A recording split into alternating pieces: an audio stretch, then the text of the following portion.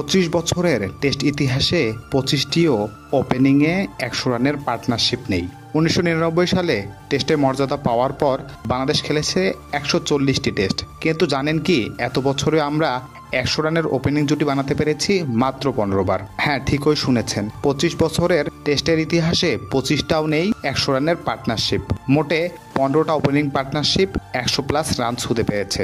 গড় বের করলে প্রায় 10টা টেস্টে একবারও 100 রানের পার্টনারশিপ গড়ে ওঠেনি, সেটাও আবার অর্ধেকের বেশি তামিম ইমরুল জুটির বৌদৌলতে গড়ে উঠেছে। আর বাকিরা যেন ভুলে গিয়েছিল ওপেনিং কী জিনিস, আর তাদের রোলটাই বাকি। বাংলাদেশের টেস্টে 100+ ওপেনিং পার্টনারশিপের তালিকায় তামিম ইমরুলকে ছাড়া চোখে পড়ার মতো কেউই নেই। দীর্ঘদিন পরে ওপেনিংয়ে নেমে এনামুল সাদমান 118 রানের জুটি গড়লেন। এত বছরে ওপেনিং ব্যর্থতা দেখে মনে হতেই পারে ওপেনারদের জন্য আলাদা কোনো অপছন্দ নীতিমালা চলে।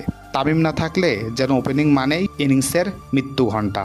একটা টেস্ট দলের পরিচয় শুরু হয় তার ওপেনিং দিয়ে, আর আমরা 25 বছরেও সেটাই শিখতে পারলাম না।